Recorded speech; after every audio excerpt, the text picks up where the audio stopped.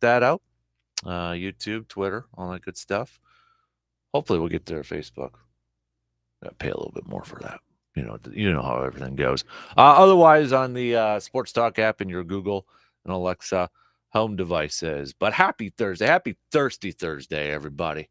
Happy Thirsty Thursday. Let's tip back some digital radio cold ones here. Who you toasting here this morning? Who you giving some shout outs to? Some positive shout outs, whether it's person or thing or something out there. Hit us up, okay, on that Shoe Doctors bullpen line, 715-830-1912 with a quick text. Okay, with a quick text over there. So, Brewers got it done yesterday. A little mini sweep with a quick stop in Florida. Taking the 2 games against the Tampa Bay Rays. Rowdy Tellez with a couple dingers yesterday for the Brew Crew to help them out with that win. 5-3 victory for the Brew Crew, now 1.5 up in the division. And now they travel to take on Pirates. Return home coming up against the Cubbies on the 5th of July. But it's 4 games coming up against the Pirates here for the Brew Crew. And been saying last few days, here's an opportunity for the Brewers in these next couple weeks here to rack up some more wins, perhaps even increase their lead within the division. They're 11 games over 500 right now. And Pittsburgh is 3rd in their division, 30-45 right now. I mean, looking at this, I'm like, okay, there should be like no reason why the Brewers can't grab a few wins coming up here. And when you look at the Cardinals and their schedule, they're getting ready to face the Phillies. So a little bit more difficult schedule for the Cards than what the Brewers are right now. So maybe there's an opportunity to even increase the ground here a little bit, right? But we'll take a look at this Pirate series coming up for the Brewers. First game tonight, 6:05. Adrian Hauser is going to be going on the mound for the Brew Crew, 4-8. The rest of the starting rotation, we've got Burns going at it tomorrow night. Then a little TBD on Saturday and Sunday. But, of course, Quintana is going to get the start on Sunday. And that dude, I don't know the exact number off the top of my head. I'd have to look it up. But how many starts has that guy had against the Brewers, for crying out loud? But looking back at the game yesterday, too, don't look now, you guys, but Christian Yelich, he was my stock riser yesterday. Couple more hits again from him last night. And if you go to Brewers.com and you look at the leaders on the right-hand side with the numbers, Christian Yelich is now the team leader in batting average. 252, it's above the league average. On an 8-game hitting streak. Don't look now, but Christian Yelich is playing some darn good baseball offensively. He is thriving in that leadoff role. He is thriving right there. You look at some of the numbers and what he has done in his last 27 at-bats. His last 27 at-bats, his average is up to a 407. His on-base percentage is at a 515. Yeah. Dude's playing extremely well right now at that leadoff spot. Shout out to Craig Counsell for making that move. I mean, you got to give Counsell a little bit of credit, don't you, to put Yelly in that leadoff role, move him up there, trying to put him in a spot that he's going to help out the team, but also kind of get back into a groove and play some good baseball offensively. And well, right now you got to give it to Yelich. Dude's doing it. He is absolutely doing it. Looking at a couple other things too. We'll take a look at Rowdy Tellez, who's last few days here. Go back to that game on Sunday against his former team, the Blue Jays. Couple of home runs there. Well, in his last Last 22 at-bats, he's had 5 home runs. His last 22 at-bats, 5 home runs. His slugging in his last 22 at-bats, 909. In his last 3 games, he has had 4 home runs and 6 RBIs. So Rowdy Tellez showing a little bit of power right there too. So plenty of Brewers chat, recapping the game from last night, looking ahead to this series against the Pirates. I also want to talk a little bit more baseball in general today too, because I don't know if anybody's had a chance to look at it. It's on the mothership, ESPN.com, but it's a deep dive with Rob Manfred, the commissioner of Major League Baseball. And it's very well done. It is a very long read. So, I mean, you do have to take some time, set it aside, and, take a look at it, give a good read. So it is a little long, but it's kind of an inside look into the commissioner that a lot of people think that and the titles is Rob Manfred wants you to know he doesn't hate baseball. He wants to save it. And it starts off with literally the first line, "Do you hate baseball?" As Don Van Natta Jr. says, I pose this question to Major League Baseball Commissioner Rob Manfred deep into an interview at Citi Field in New York. It is the most ridiculous thing among some fairly ridiculous things that get said about me, the assertion that I hate the game. That one does rub me the wrong way. I have to tell you the truth. So we're not, just throwing it out there. But there was a few things that kind of popped up in this long read. We're not going to go through everything on here, but some of the stuff that I do want to highlight, and it's some potential rule changes that have been talked about for a couple of years here. The pitch clock, kind of almost a certainty to happen next year in 2023. And they've got some quotes from owners and they've done kind of a little insight look to how they've proposed it and some examples of why they want to incorporate a pitch clock and some numbers and all that. So we're going to deep dive into that. He also said that Major League Baseball is targeting automated balls and strikes, aka robot umps, in some form or fashion in 2022 or 2024. And then Major League Baseball wanting to expand to 32 teams. Those were a few of the things that kind of caught, my attention there a little bit. But kind of want to get your thoughts on the pitch clock thing. It is, it's like a shot clock.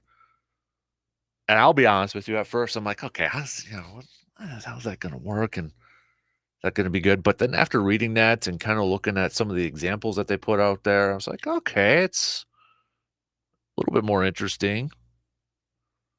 What do you all think? You good with pitch clocks and automated balls and strikes coming to Major League Baseball?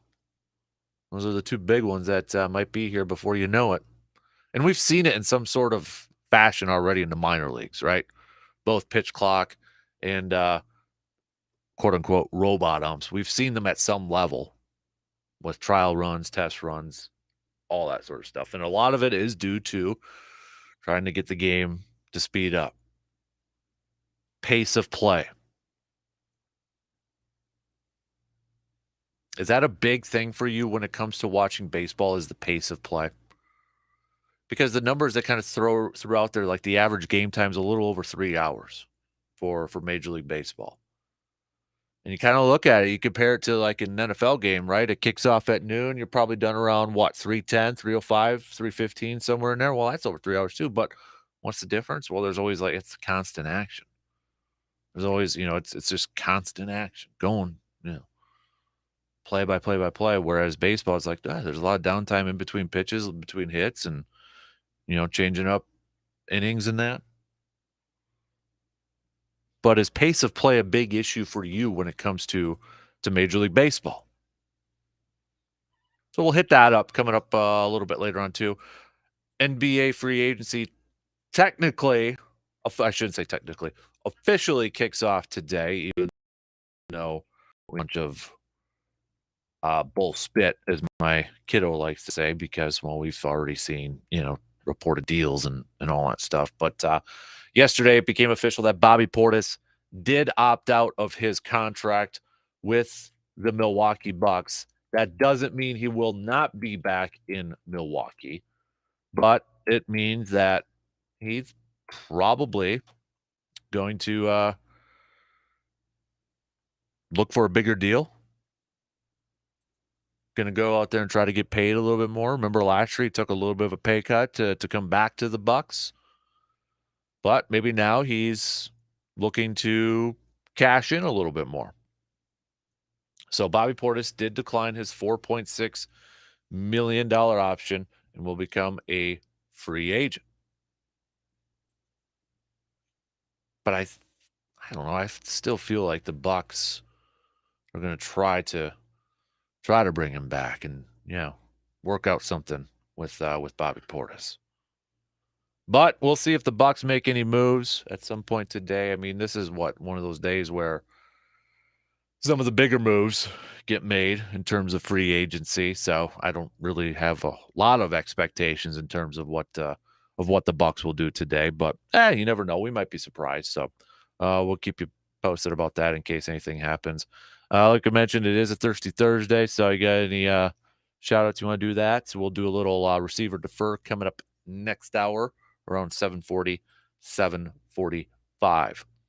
But let's get things rolling here this morning. Let's talk some baseball. We'll talk about the Brewers getting it done against the Rays, looking ahead to their 4-game set against the Pirates, which starts tonight in Pittsburgh. Then I want to talk a little bit more about just Major League Baseball overall in terms of some of the rule stuff. And I know it's kind of been highlighted off and on, last couple of years and such. But again, it's take some time and read that piece on Rob Manfred on the mothership on ESPN.com. It does take a little bit, but it kind of gives you a good insight that, there's going to be some changes coming. And the game of baseball is going to be changing whether you like it or not. So I want to know, do you like the idea of a pitch clock? Do you like the idea of automated balls and strikes? They're coming. It's going to come. Is pace of play a big issue for you when it comes to watching Major League Baseball? Send me your thoughts, okay? Hit me up with some texts, some tweets, some Facebook stuff, or comment on the video stream if you'd rather do it over there. So let's get things rolling here this morning. Wisconsin Credit Union opening drive. Going to kick things off talking a little Major League Baseball after these quick words.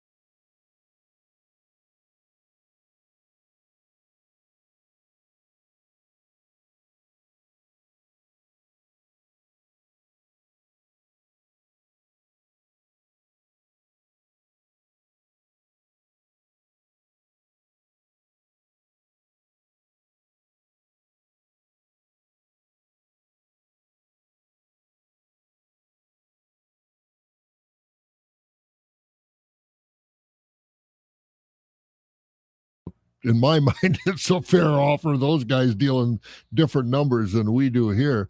But boy, I consider that for his age. I think he's about 33 or something like that. Yeah. This contract would end when he's pretty close to 40.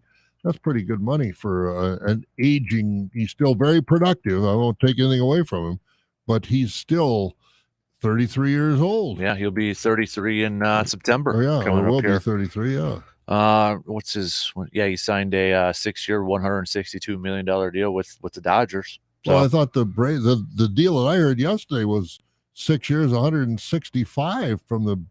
So that's probably the one that he didn't know about. Yeah, exactly. So yeah, man, what would have been the reason an agent would have withheld that? Because more money for the agent, unless he just wanted Freeman to go to a bigger market. I don't understand that either, because hearing those numbers from the Dodgers, it's not like he signed $250 million from the Dodgers, which is that much more for the agent. That I don't understand that at all. No, so that's not quite sure, unless he's thinking, hey, go to the Dodgers, more, promotion possibilities, endorsements or something. That might be what he's looking at. But Freddie Freeman was a Brave. Yeah.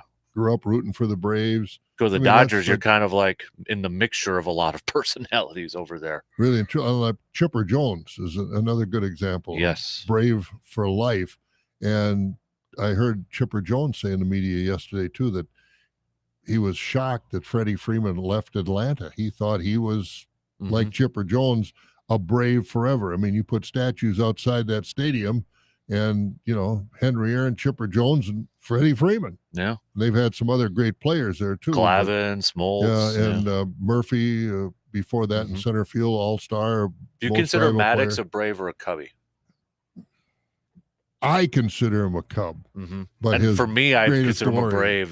Greatest glory was as a Brave. I mean, that's where he got his greatest glory down there. But, and I think it's a generation, because I grew up as a kid watching him on TBS with the Braves all the time. Absolutely, yeah. And that's where he had most of his success.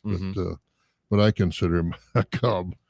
Andrew Jones. I mean, they've had some good teams. Oh, they've had some Bobby great players. Cox, manager down there too. Yeah, so. And it's an iconic franchise, one of the best ever. But I was shocked when he left.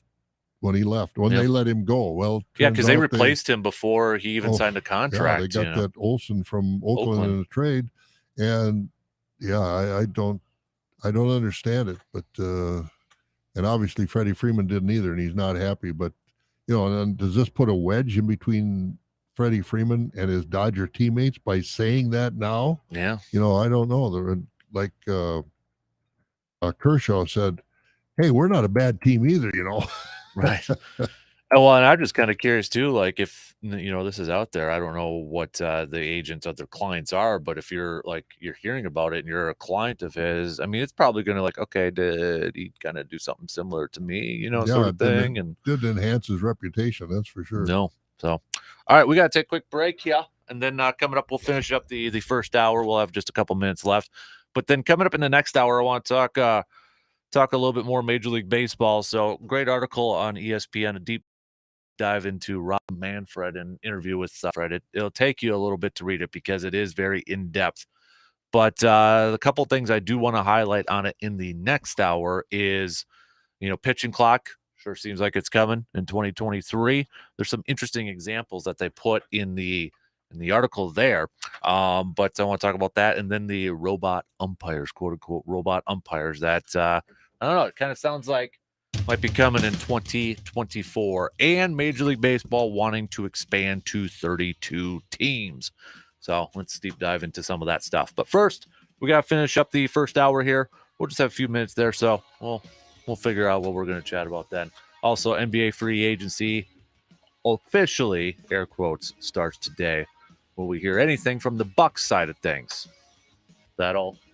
Well, we'll talk about that coming up a little bit later on as well. For contractors, it's true that time is money. Let Menards save you a bit of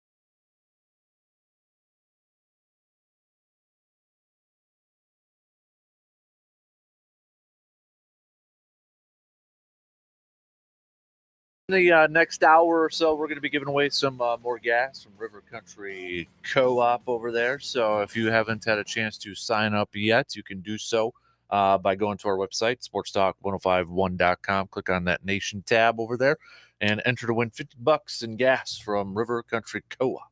Ooh, that's nice. You know, I was thinking this morning. This morning they were talking. I was watching the Hello Wisconsin show on Channel 13. They were talking about how many people were going to be on the highway. They'd look at it for tremendous number. I would like to know how much money Americans are going to spend in gas this weekend, because these gas prices apparently aren't slowing anybody down. Everybody's complaining about it, but it's not slowing anybody down. They say record numbers on the roads. And I'm going to be on, I'm not criticizing people because I'm going to be on the road somewhat myself this weekend, but I'd like to know how much money we are going to be spending in gas this weekend. Yeah. Wow. That's more than you make. You want to know? Yeah, I don't even want to know how much. That's it's just unbelievable. Yeah. Man, yeah, you're right though. So, oh, people want to do stuff. I want to do stuff too. So, have some fun. You got anything planned for the 4th? Anything fun? Have you taken the boat out yet? Yeah, we've been out on the boat, I think once, maybe twice, but the pontoon out on it's been so darn windy. Yeah. It's, you know, you get on the river fine, when you get on Lake Wissota, and holy man, it's like you're in the ocean. There's some big waves out there. We got a family activity we always have on the 4th of July. I've got a sister who lives down by Milwaukee on a little puddle of a lake. In fact, when you go into Milwaukee on the interstate, you get to Oconomowoc, you look to the right, that little lake there. And so we'll get down there and have a weekend of activities with, brothers and sisters, nieces and nephews, and just have a fun time. Good deal. Yeah. Nice. So looking forward to that. Absolutely. Kind of weird that it's already on Monday, though. It doesn't seem like that. No, I know. But it looks like a pretty good weekend weather-wise. Maybe a little rain on Monday, but boy, there are a lot of activities. Horse pulls, tractor pulls, baseball games, you name it, they're going to have them. Mm-hmm. So get out and enjoy it. Friday, Saturday, Sunday, partly sunny in the 80s. Can't beat that. Nope. Let's finish up this first hour. We've got a few minutes left here. I'm kind of looking across Major League Baseball. The Twinnies are in first place in the AL Central. 2 games up over Cleveland right now. They gave one away last night. Mm-hmm. Yep. Yankees doing their thing. We don't need to talk about that. Houston kind of doing their thing. I mean, right now it really looks like it's the only thing to watch in the AL is wild card race and the AL Central between Minnesota, Cleveland. We'll see if the White Sox can catch them. Yeah, the White Sox have been a disappointment this year. Big time. And I don't know if last year they had a lot of injuries, and I don't know if they're suffering from a lot of injuries this year or just a lack of performance. The AL Central is kind of like the NL Central. It seems like, the only way to maybe get in the postseason, it's way early, is to win your division, because Cleveland's in second in the AL Central with 38-34, but they're 1 game back of a wild card spot because, well, you look at the AL East, for crying out loud. Boston's in second, 10 games over 500. You got Toronto that's got a wild card spot. Tampa Bay even there too. So it might be, AL Central like the NL Central. You got to win your division to get in, because in the NL, Mets doing their thing. Atlanta's up there too. You got the Dodgers, the Padres, the Giants. But remember last year the Brewers were, going to win that division. But remember what the Cardinals did? Mm-hmm. I mean, I think they won every game from Labor Day on. They put together a streak and they got in. Clinch it for a long time. Yeah, they got in. Yep, they did. Well, it's all about depending on who gets hot at the right time, as we saw with the Braves last year too. So yeah, that's right. And then the Nationals the year prior when they won that World Series. Oh, that was unbelievable. Washington Nationals. Yeah. And that's why you keep hoping that with this Brewers lineup, like we said, they don't have anybody in the top 3 that I'm aware of right now in voting for the All-Star ballot. But they've got good players, and you just hope that they can, like last year, they had Freddie Freeman, that was it. And then some other guys, Acuna was hurt, he didn't even play, and they won the World Series because, as you said, they got hot at the right time. And I keep hoping one of these times it's got to be the Brewers' turn to get hot. Kansas City did it a few years ago. And like you said, the Washington Nationals and the Braves last year, it's got to be the Brewers' turn pretty soon. Mm-hmm. I'm just kind of looking at some of this. Ballot was last updated on the 27th here, June 27th.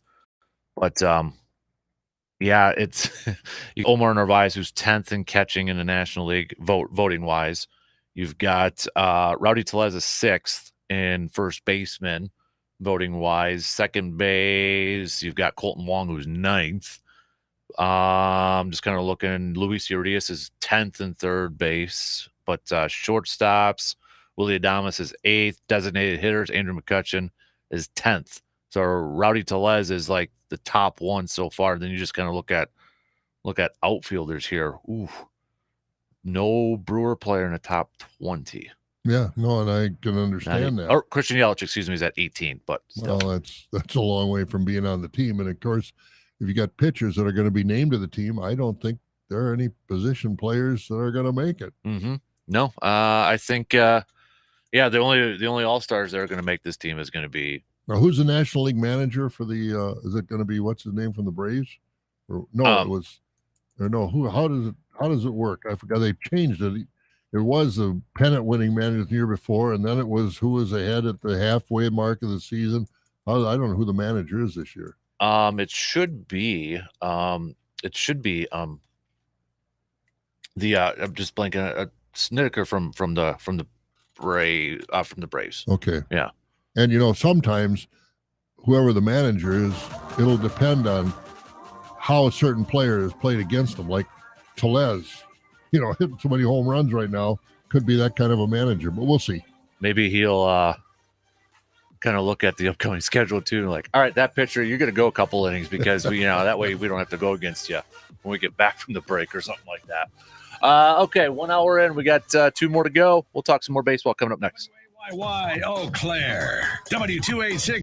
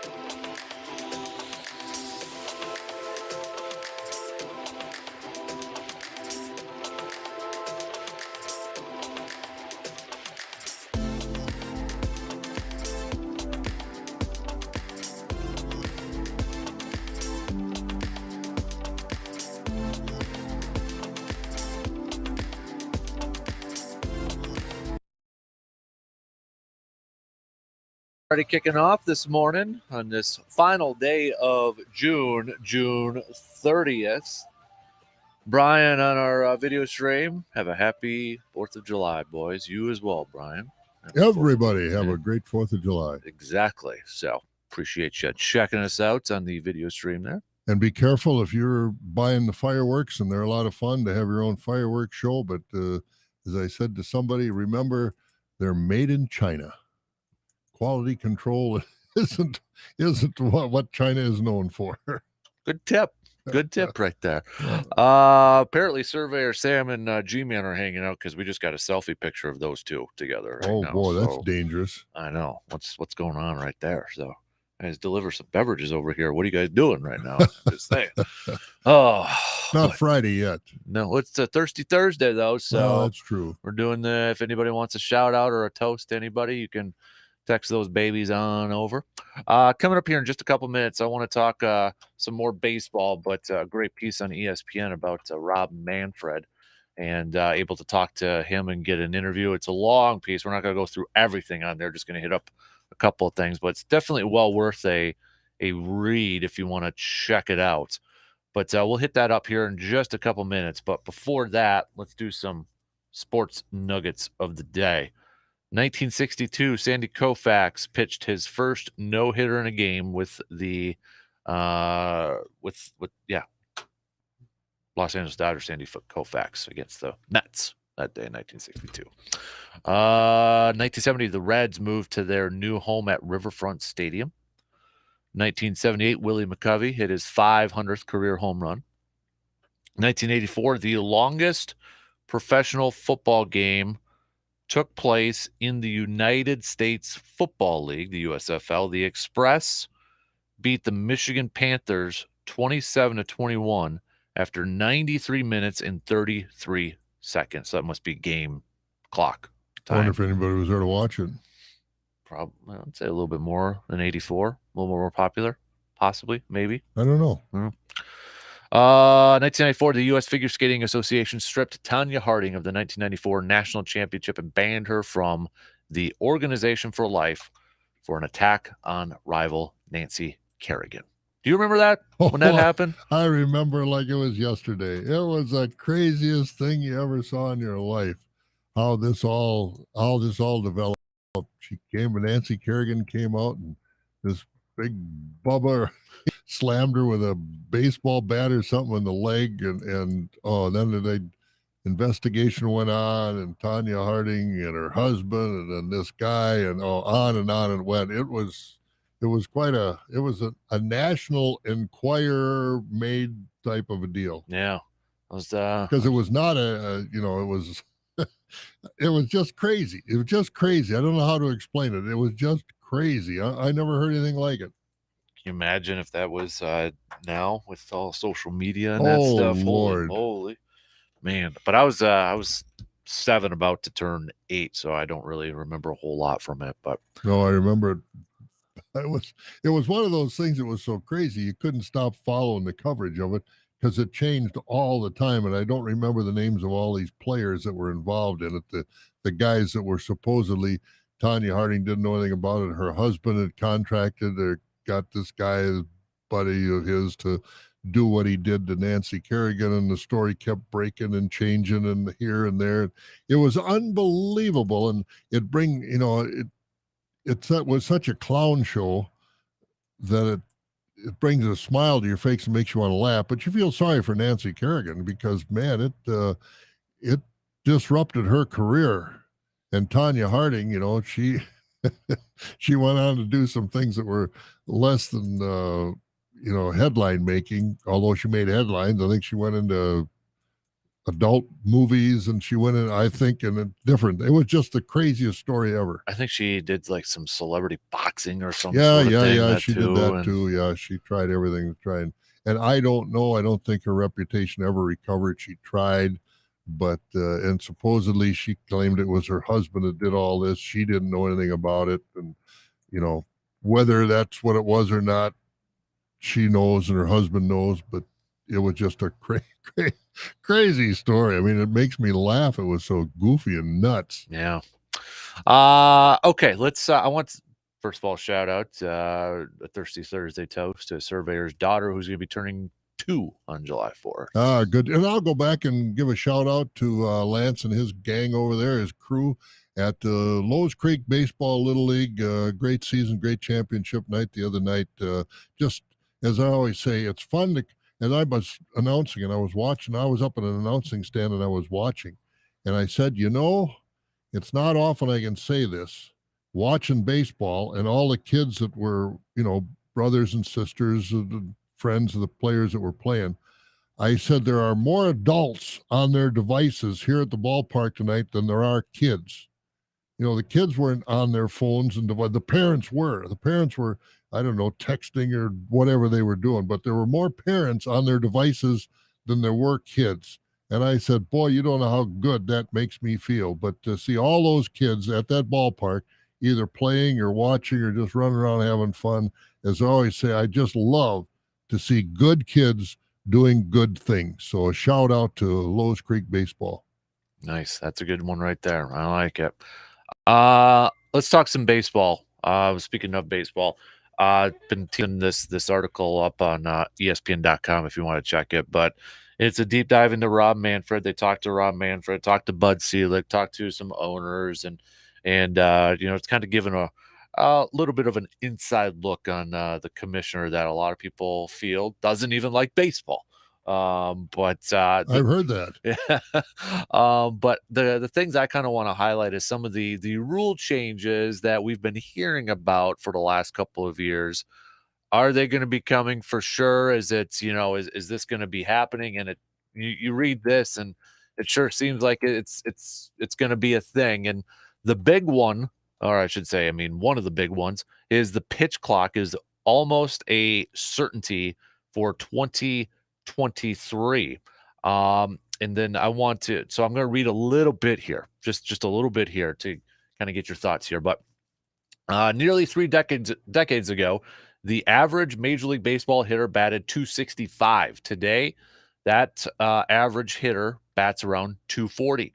The strikeout rate in 1980 was 12.5%. Last season, it was 23.2%, and this season it stands at 22.2%.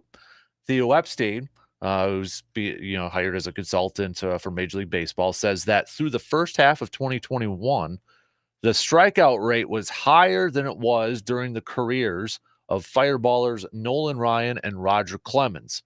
Quote, it shouldn't be scandalous to try to recreate the equilibrium that we all become accustomed to when we fell in love with the game. The surest way to recreate that equilibrium is the pitch clock, proponents of the rule change say. A pitch clock would give a pitcher 14 seconds between pitches with no runners on base, 18 or 19 seconds with runners on. There's now an average of 23.8 seconds between pitches. With the help of testing and refining the pitch timer in the minor league's laboratory, Major League Baseball projects a pitch timer would shave an average of 30 minutes off game times, getting close to fans' quote ideal of 2 hours and 30 minutes. Manfred says that the pitch clock represents one of the best ways for baseball to better compete in a world of countless entertainment options and ever-shrinking attention spans. Purists and some players hate it.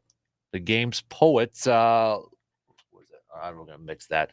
But Epstein agrees that introducing a pitch clock is a scary concept.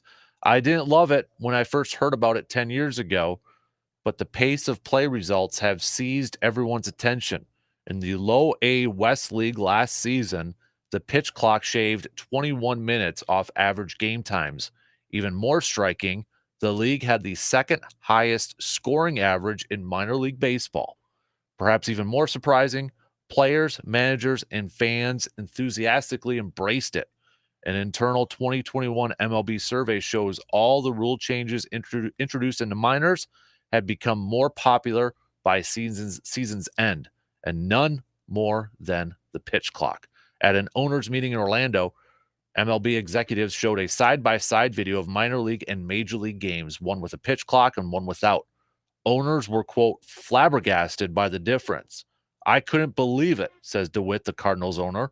DeWitt and most, if not all, of his fellow owners are so frustrated by the game's plodding pace that they can't wait for the pitch clock to be introduced.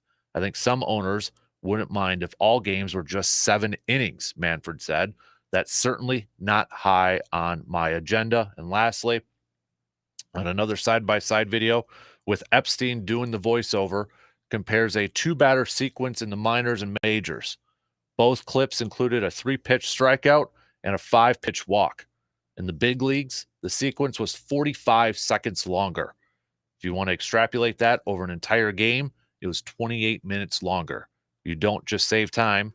Pitch clock games are like games from the 70s and the 80s. There's a great natural rhythm. It's the way the game is supposed to be. What are your thoughts on a pitch clock after hearing that? I can't argue that stuff, but as you were talking, I'm thinking too, in the minor leagues versus the major leagues and the timing, is the burden only on the pitcher? What about, and they were supposedly, remember a few years ago, the hitters step out of the batter's box, they adjust their crotch, they adjust their batting gloves, they push their helmet on a little bit farther. So is this going to be, the pitcher can just, no matter where the batter is, the pitcher can go ahead and throw the next pitch? What's the burden on the hitters there? I don't think you can put the onus of this all on the pitchers. I think the hitters have to be there. And supposedly they had a rule a few years ago, remember, that you couldn't step out of the batter's box. Well, yeah, you had to get it granted or something like that. And that hasn't happened.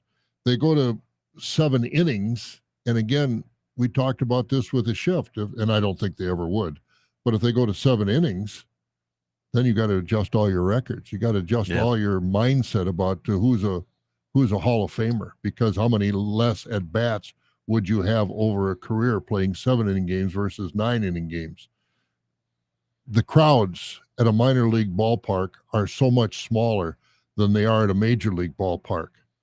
You've got to allow time for people to go to the restrooms, go to the concession stands, things like this, time that it doesn't take in the minor league games. You go to an express game, you get on between innings and get your hot dog or whatever, and you're back before the first pitch. Well, you might miss a half an inning going to the concession stands at a major league game. I just think and I'm not sure that the owners want to give up some concessions, because they would be giving. Some sidebar things that I don't know if they're addressing or not addressing. I have no problem. I go to a major league game, and I think yesterday the Brewers game was excessively long. And yeah, there is dead time in baseball. There's dead time in football. You give them a 30-second shot, you give them a 30-second time between plays. And first off, the play ends in football. They got to unscramble the pile. The referee's got to get the ball. The umpire has to get the ball and put it down. And then you've got your, 24-second clock to get your play in. Well, you're talking maybe 34 seconds. If you give them 10 seconds to unscramble the pile, set the ball, that's 34 seconds right there. So football is not, you look at the time when there's actually action in a football game, and it's not all that much. But I understand the difference between baseball and football. So a pitch clock, I think they've got a lot of things to work out as far as what's the responsibility and when do you start the clock, from the time the catcher catches a previous pitch or when the time the pitcher gets the ball back. Do you allow the batters to go in and out of the batter's box? And what if they're all of a sudden you're in a situation where the third base coach is giving signals because, you're in the World Series or the playoffs or a tight game, and he's given, everybody has seen the extravagant signs that a third base coach will go through. I think there are a lot of things that they've got to work out before they can pull this. They can't just say, we're having a pitch clock, 14-second pitch clock with nobody on base. That might work. But with runners on base, 18 seconds might not be even close enough with the ramifications, the implications of the game. Just a few more things here, and kind of a funny comment from 80-year-old Cardinals owner DeWitt Jr. here. But through this past Sunday, the average 9-inning game this season was 3 hours and 5 minutes, only 5 minutes shorter than last season's all-time record high. MLB internal research finds that not only do fans believe the games go on too long, they're frustrated that there's often too little action, a lethal combination. This year's league-wide batting average stands at 242, the lowest since 1968. Home runs and scoring are down, while strikeouts are near an all-time high. Even the game's more conservative owners complain that the game's stretching 3 to 4 hours must end. Quote, the game has changed, and it has changed for the worst, says DeWitt Jr., the 80-year-old Cardinals owner. To be honest, players get out of the box and fool around for no reason. Come on, get in the box. And the pitcher is walking around the mound. I don't know what they're doing. The game needs fixing. It's just slow. He brings up good points, but that's what I say. Is the onus only on the pitchers, the onus on the batters? How much power are the umpires going to have? And, I have no complaints about shortening up these games, but I do not want them to go to 7 innings. No, I don't want that either. All 7 innings, I don't think should ever be part of the conversation. I think baseball, it's 9 innings. Yeah, they did that last year in the double headers. Yep. And I don't think people really like that either. But I have no problem with shortening the game. Mm-hmm. Yeah, I do not want the 7 innings. I mean, that to me is not baseball. No, not at all. Not Major League Baseball. No. You're 9 innings, and it just a lot of ramifications come in. But I have no trouble shortening the game because there are so many things that go on that are just taking time. Mm-hmm. And the thing, how long do you give a guy from the time they go out to make a pitching change to bring the guy in from the outfield? Sometimes those guys walk in from the outfield. A lot of times they'll run or something like that. Well, didn't some teams try with the cart? They brought the cart back in the car, the bullpen car. Yeah, they've tried all that stuff. That all those things take time.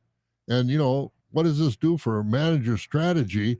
And they all welcomed all these numbers, all these metrics that they brought in. They all welcomed them. But in my mind, it's changed the game, and we've talked about that. Strikeouts are up, averages are down.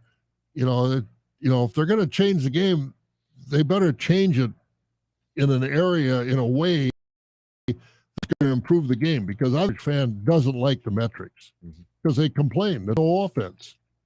And I just think, they better get it right when they do it. But if they can shorten it up, that's fine. And I'll tell you, I don't think this would even be a topic of conversation if they didn't use all these metrics. The Brewers' second sacrifice bunt of the year yesterday. I mean, the game has changed so much. Has it changed for the better? I don't think, from the reaction of the fans, I don't think they're saying it's changed for the better. So, throw the metrics out and bring back, teams don't have scouts anymore like they used to. You look at they're all using the numbers on the computer. They get the minor league players, throw the numbers in the computer. This guy's got a chance to be in the majors. This guy doesn't. Carlton Fisk maybe never would have made the major leagues if he hadn't just been brought up on a whim by the Red Sox, because in the minor leagues, he wasn't that good. Yeah. Came into the major leagues, became a Hall of Famer. So to answer your question, I did just a quick Google search about hitters and pitch clocks and that. Yep. So hitters, and maybe this will answer some other questions out there. Hitters are assessed a strike if they aren't ready to hit with 9 seconds remaining. And pitchers are penalized with a ball if they haven't delivered a pitch before time expires. So hitters, essentially, they got to be ready with 9 seconds left. If it's 14-second timer, they got 5 seconds to get ready. But here's my thing now. Now I'm just going to play devil's advocate. Is this going to open up debate? Well, I was ready. I delivered it by, and then are we gonna have to go to review and time it out like in basketball? Did they get the shot off before the shot clock sort of thing? Is that going to turn into something like that then? Yeah, they're all good questions. And I'll go back to the fact that you get in a tight situation where all of a sudden we've got to develop some strategies, and the third base coach is looking in the dugout to the manager of, what do you want me to tell this guy to do? You want him to sacrifice? You want to hit and run? And they're all doing all this stuff, all patting their head and their belly and everything else, trying to give a signal. Are they giving a signal or not? but the batter's got to stand there and watch it. So I just think there's some things to work out, and I think it would change the game a lot. Whether it would cut down on strikeouts and improve the batting averages, I don't know. Mm-hmm. Yeah. You know, So the thing is, and I don't know where we're at this year as far as say there's no offense in the game. But our scored runs this year in Major League Baseball down from other years. You know, I look at the games and I don't see much difference as far as the run totals from when I was a kid all the way up through baseball. You just, 7-6, the Twins and Cleveland last night. I mean, that's the way baseball has always been. So I don't know. Is it all home runs and not, anybody stealing bases and scoring on a wild pitch and doing things like that? But there are questions and people notice when the game goes long. And it's a decision for these owners to make about the future of their game because there's a lot at stake. So this is from May, so I know it's almost a couple months old, but at this point in May this year, MLB teams averaged 4 runs per game. In April, it was the lowest average for a month since 1981, and 0.26 runs per team per game, fewer than a season ago. In fact, the league-wide batting average at that time was 231, was the lowest through April in Major League Baseball history. And the 675 OPS was the lowest since 1968, a.k.a. the year of the pitcher. Offenses are scoring the fewest runs per game in 4 decades, posting the worst OPS in more than 50 years, and hitting for the lowest batting average ever. And this was about a month into the season. And I think that goes to what we've been talking about since this metrics has become a big part of the game. And I know you said it a lot. They either want a home run or a strikeout. Well, you get a strikeout, you don't get many runs. You put the ball in play, you're putting pressure on the defense. So I just think the metrics, throw these metrics out, and managers go back to gut baseball, calling a game by your gut. But, to stand there, you get guys like Aaron Judge and Stanton and those kind of guys on your team, well, then you get the home runs, but you still get a lot of strikeouts, but still you're getting more production from those kind of players. But the average team, that's not going to happen. And I just think the metrics have changed the game so much, and I don't think the metrics have from the fan standpoint. Now, from the records, as far as Aaron Judge hitting unbelievable number of home runs so far this year, what's going to happen by the time the year is over, I don't know.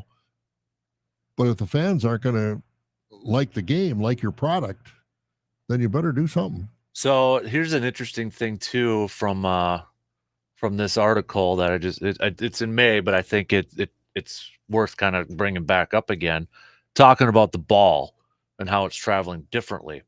So they did a little bit of they honed in on balls that were hit with an exit velocity between 102 and 105 miles per hour, launch angle between 27 and 29 degrees. I know it's math, and yeah, these batted balls are in line with the average of 103.6 exit velocity and distance traveled 399.7 feet on all home runs since StatCast was introduced in 2015. To limit the impact of weather on the outcome, they limited their research to 2 indoor venues: Milwaukee, Tampa Bay. 6 of the 7 batted balls from previous seasons fitting their criteria resulted in home runs compared to just 3 of the balls hit in 2022. Every ball hit that falls within their parameters this season traveled significantly fewer total feet than its counterpart from a previous season, despite having similar exit velocity at a similar launch angle in the same conditions. Andrew McCutcheon saying, "The ball ain't the same as it used to be. I used to be 165 pounds soaking wet here flicking balls out," talking about Miller Park. "I've hit some that don't continue to keep going. Then we're having conversations like, how did this guy have an exit velocity of 96 with a launch angle of 31 and this ball went out? And I had an exit velocity of 128 launch angle and mine didn't go out." Baseball players aren't getting weaker. From a fan standpoint, that's TMI. Too much information. Who cares? Mm-hmm. Did the guy hit a home run or did he hit the ball to the track? It used to be, well, he's a good player, but he's got warning track power. The fans don't care about all that stuff. Fans care if the ball goes into the stands or it gets caught on the warning track. That's one of the problems that I think baseball has, is why do we need all this information? We're playing a game here. Granted, it's a high-dollar game, high-stakes game. I'll give you that. But it's still a game. Fans don't care about that stuff. I mean, the last thing I cared about as far as what they put up and the information they gave is the speed of every pitch. I like to watch that. This guy's 94. This guy's just touched 100. I think that's fun information to have. Yeah, we like the radar guns. Yeah, I don't care. And you ask the average fan, okay, what is it, launch angle, and what's the other? Exit velocity. Who cares? What fan knows what you're talking about? They really don't. They really don't. It's just, I think there's too much information coming at us from baseball. Play the game and play it right. That kind of goes hand in hand a little bit with like what we always say with football with pass interference, right? If you're making the game too complicating or we don't know what a pass interference call is anymore, general fans are going to start to lose interest a little bit. Like what if you don't understand the game or if you're confused on it, you're going to lose interest with it. And I think the NBA, to a certain extent, has found that. What's traveling? What's traveling? Exactly. On the top. And I think both of us saying at the same time is an indication that we're typical fans. Yeah. What does the average fan think? What's traveling? Yep. And, what's this Euro step? All it is verifying traveling. And what's a foul? I mean, it's just unbelievable. And, but it's been ingrained into the NBA for so long now. Fans just kind of accept it. Ever since Michael Jordan came into the league, they've accepted that, boy, that can do an awful lot. Well, yeah, if you take 2 or 3 extra steps, you can, but they're just accepting it now. And in baseball, I don't think fans give a rip about exit velocity or launch angle or anything like that. I don't, and I've been a big baseball fan all life. That's not what I go to the game to watch. Mm-hmm. I could care less about launch angle. I just want to see the guy hit it. And I don't, and it's the ball. Well, we're in a dead ball era or a live ball era. Well, this year it's live ball. Okay, if it's live ball, I'm going to expect to see more home runs. That's as far as I want to take it, as far as getting involved in the intricacies of the game. I'm there to watch a baseball game. I'm not there to break it down on a computer and, do some kind of a report. Mm-hmm. And I think if Major League Baseball would understand, fans want to see a ball game and they want to see some action. Now, if it's my pitcher throwing a no-hitter, yeah, I like that. But I don't want to see constant 2-1, 3-2 ball games. You know what? I agree with you. I completely agree with you. It's, it's numbers and all that, but I think they mean more to the teams itself. But you're right. What could you see? This might be a little early receiver defer, but when you go to a ball game and they've got the numbers up on the boards with the scoreboard, 20 years from now, instead of batting average, they're going to have exit velocity numbers and all that stuff up there. If they do, I don't think they're going to have a lot of fans because I don't think the average fan, I don't know. Let us know. What do you think? Text us or tweet us or whatever. How important is exit velocity and launch angle to you when you watch a baseball game? As a fan. As a fan. As a fan, yep. Or are you more interested in it's a home run or it's caught on the warning track? Mm-hmm. I just don't think average fan, first of all, doesn't understand it. I don't understand. I mean, the launch I hate angle. math, so that's... Well, who is there? These are numbers that have been dreamed up in the last few years.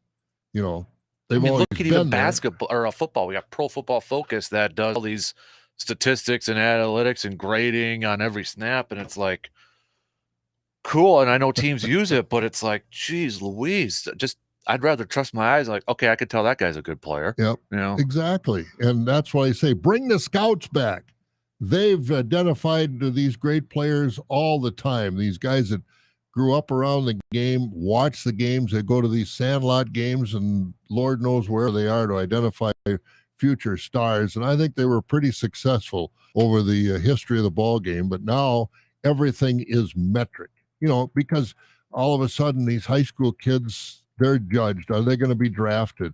Well, look at how many kids from high school to maybe 2 or 3 years out of high school, their bodies have changed significantly. Well, if they didn't get that proper rating coming out of high school, the teams don't look at them anymore. I just think the human nature, the human eye, the gut instinct of a good scout are more important as far as the success of the game than launch angle and exit velocity. You know, when we were talking about scouts and, you know, just kind of how much everything has changed, I remembered Paul Horning's written scouting report, and I got it up right here, just some of the highlights. Very intelligent because he's an accounting major. Weakness, he likes girls. You know, we won't see that anymore, you know, but now it's like all these, you know, numbers, and we got combines and all that stuff. And it's like, and then it's on there, will not go to Canada on there too. But, you know, it's, But I mean, you know, you see all that, and you know, these combines, football combines, the 40. Everybody talks about the 40, the 40, the 40.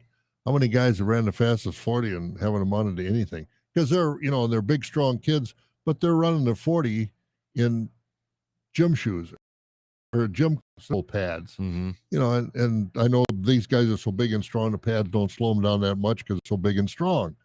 But still in all, the goods to me goes a long versus everything depending on the numbers.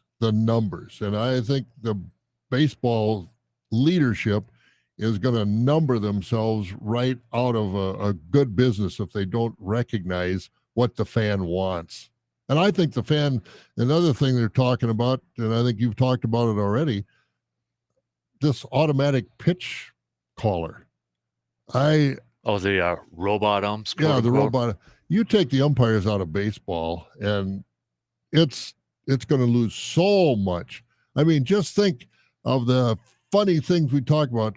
Where would Billy Martin be without a home plate umpire? Right. And Ken Brett without a home. I mean, not George Ken Brett. Brett, George Brett. Thank you.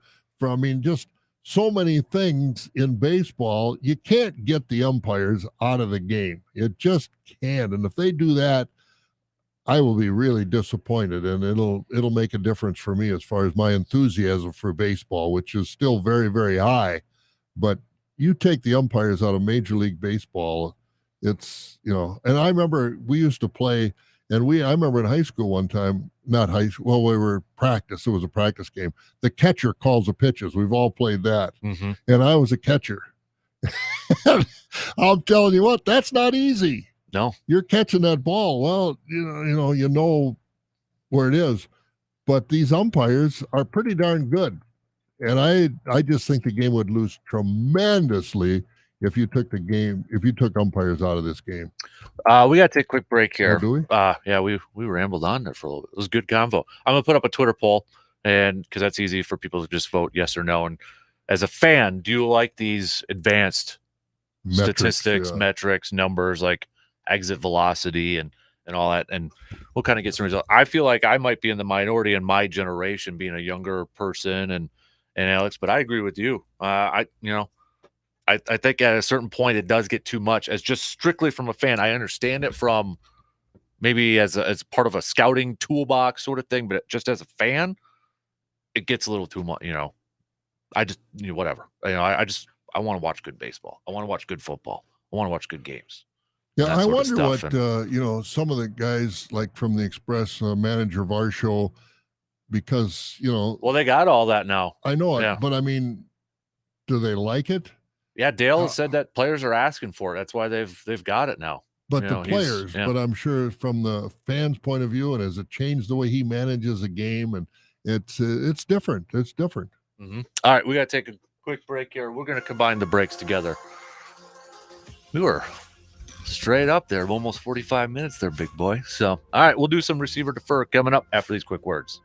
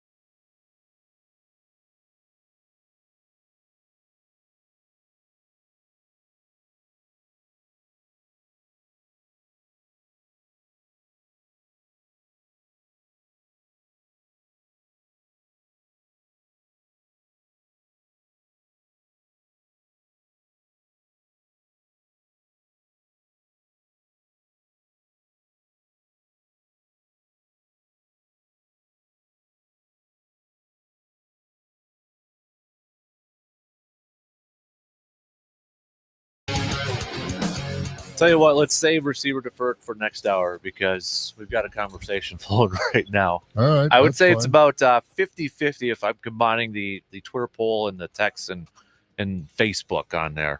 Facebook, we've got Brad saying negative Ghost Rider. He doesn't pay attention, doesn't like these advanced metrics stats out there. The Twitter poll is about 75% say yes, they like it. Colton Bartholomew, our friend who covers Badger football for the Wisconsin State Journal, chimed in and said, only when the stats support my argument. If they don't, then they're for nerds.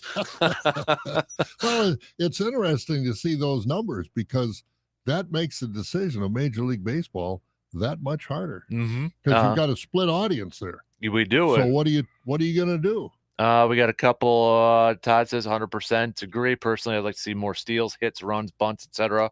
Use the bunt to keep fielders honest and where they position the defense. Josh saying, I don't care about those stats. I want to see the ball in play. That's what matters and draws attention. I'd be more interested in a pitching machine, bigger field to keep the ball in play a little more often and not all home runs off of a jug machine. Pitching is too good that it takes the ball out of play too much. Drew from Eau Claire. The numbers are important to those of us who like to see the analytic side of baseball, like looking at why certain pitchers are put up against certain batters, launch angle and exit velocity, show who can hit for power and who can hit for base hits. They can also paint a picture from year to year to show changes in the balls like the players are talking about. The average fan who doesn't look into analytics and just cares about home runs and wins versus losses won't give a rip about any of the advanced stats besides home runs and RBIs, but that doesn't mean it's a determinant to the game itself. The bigger determinants will come from unwelcome changes like the whole switch, no switch idea, or the constant flip-flopping of who can carry the games for viewers to see. Would you agree with that? Somewhat, not totally.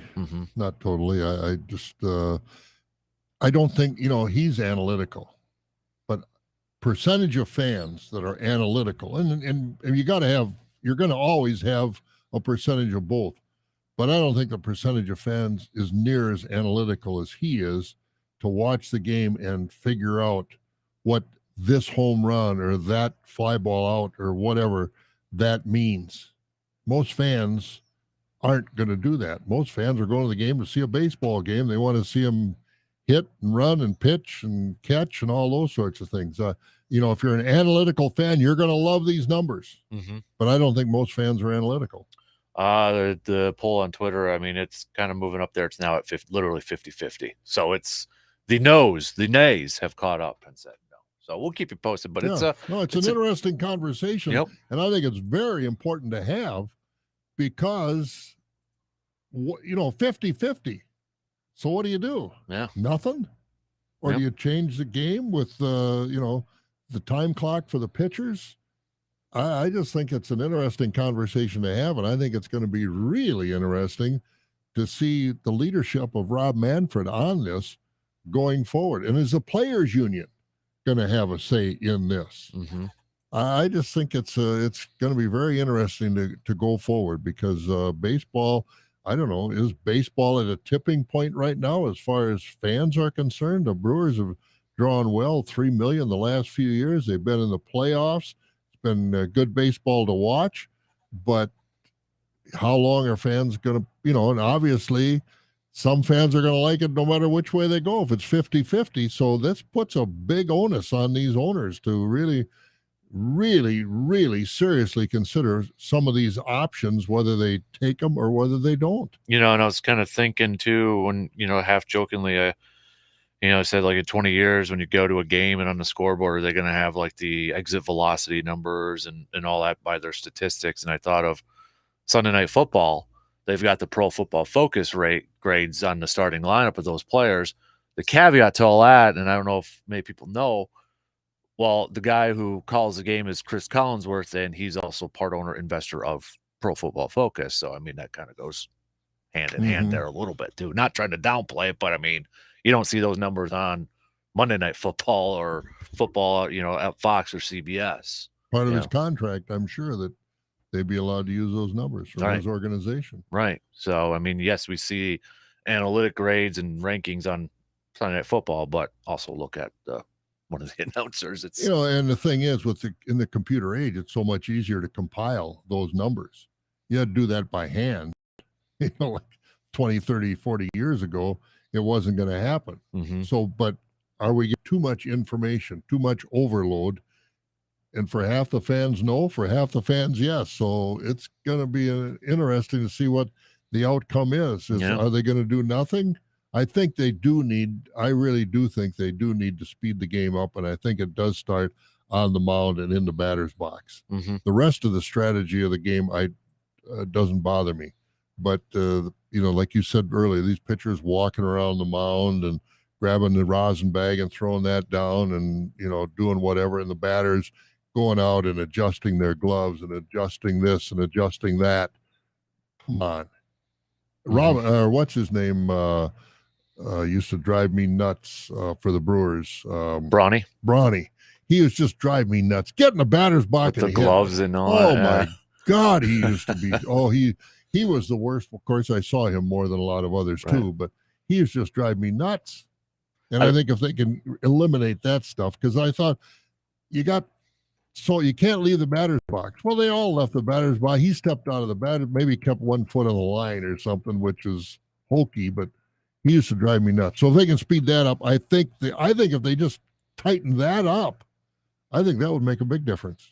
Yeah. I think I was thinking like one pitcher who wouldn't have a problem with the pitch clock's probably like Brett Suter, because he's always quick and going over. You got those pitchers that are there. What about, so we only got a few minutes left, but the other part in that thing is that MLB expansion is coming. The league is eyeing 32 teams total. Just kind of, there remains no specific timetable for when MLB expansion will happen. However, cities are slowly putting together efforts to become part of a professional baseball franchise. Excuse me. Howard Bryan of ESPN reported that a group in Nashville is starting to put together a bid for an expansion team. There's also the Portland Diamond Project in an effort to bring MLB to Oregon, with plans for a stadium proposal. Cities in Texas like San Antonio, along with Charlotte, North Carolina, and Orlando are also possibilities of an MLB expansion. And he left out one major city. Who's that? I'm Las just reading Vegas. this. Oh, yep, Las Vegas. Las Vegas. Yep. They got hockey now. They've got football. I think it's only a matter of time. I think if they expand, they'll go to Seattle and Las Vegas for the NBA. And I would think Las Vegas, because there aren't any cities around this part of the country that are going to be big enough to have big enough markets to host it. You got to go down someplace in the south or the west, and I think they're smart doing that. But I think Las Vegas, as far as baseball, has got to be in the mix. I think, just the trend of, like you just mentioned, I think there's going to be an NBA team there coming next. We saw the hockey team go there first. The Raiders went over there. It's going to happen, especially with the explosion of sports betting. I mean, we've got sports betting in Northwoods League now. Yeah, and Las Vegas it was, I don't know if it still is, just a few years ago, the fastest growing city in the country. And I mean, I was there a year or two ago, first time I'd been there, maybe 20, 25 years. I couldn't believe it. The airport used to be out in the country.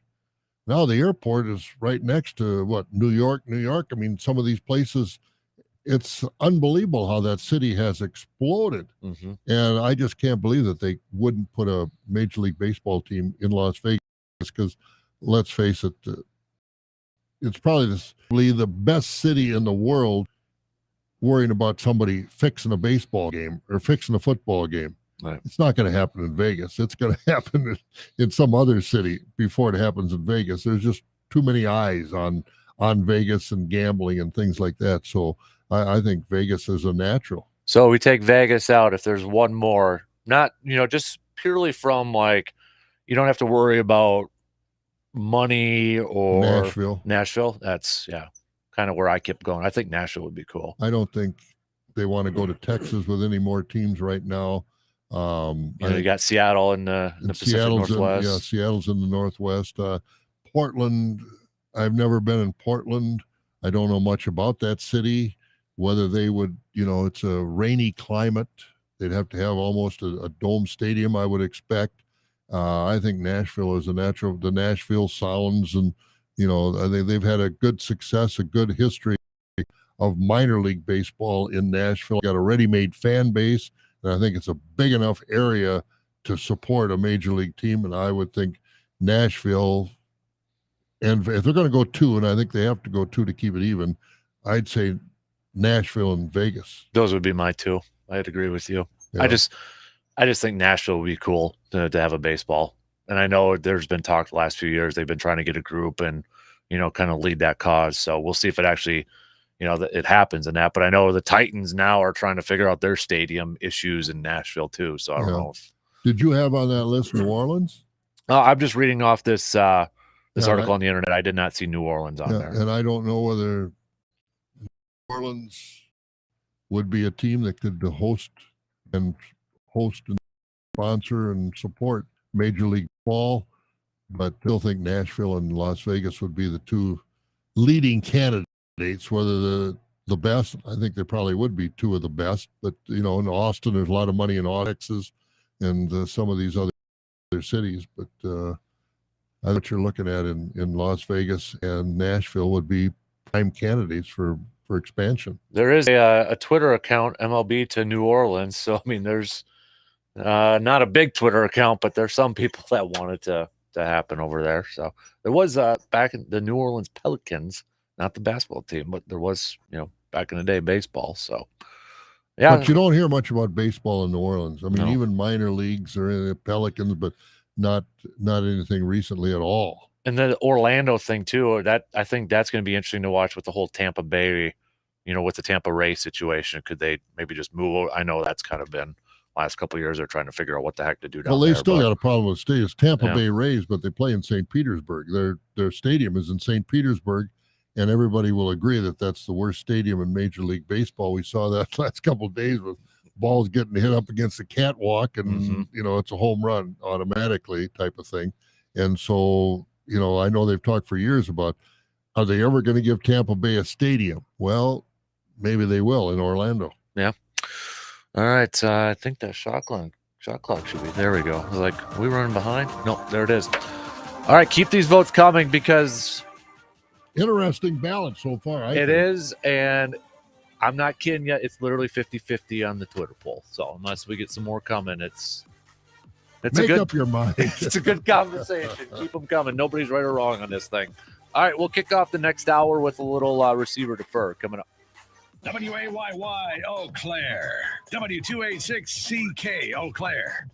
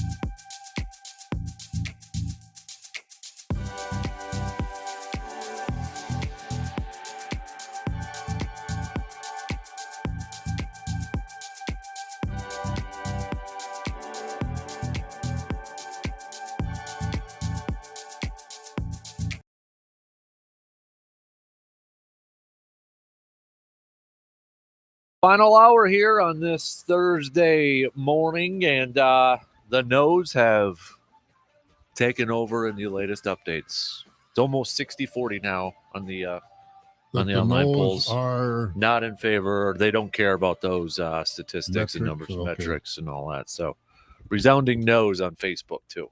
So, kind of trending that way right now. Got another hour. Fans We'll are see. fans. Yep. And for the analytical fan, it's a different world. A lot of guys that live their world on the computer and their device. They like those numbers, and that's fine. But is that what's going to draw fans to a baseball game? Mm-hmm. So please give us your thoughts by shooting us a text. Interesting. 715-830-1912 on that Shoe Doctors bullpen line, or on Facebook and Twitter, or on the video stream. You can do that. Got a couple different ways you can go about that. So we'll get to some more results and some more comments on that as they come through here. But you want to do a little receiver defer? Sure. You got any written down? Otherwise, I got one. Okay. And going completely different from what we've been talking about, this LIV golf. That was mine. So it's like, okay, I'm curious what yours is now. All right. Mine, in following this, receive or defer. LIV golfers, it's okay when they say they're just playing for the money, nothing else is involved. I think they would get more, how do I want to phrase this? I think people would forgive them more, if that's the right way to say it. So you're receiving that.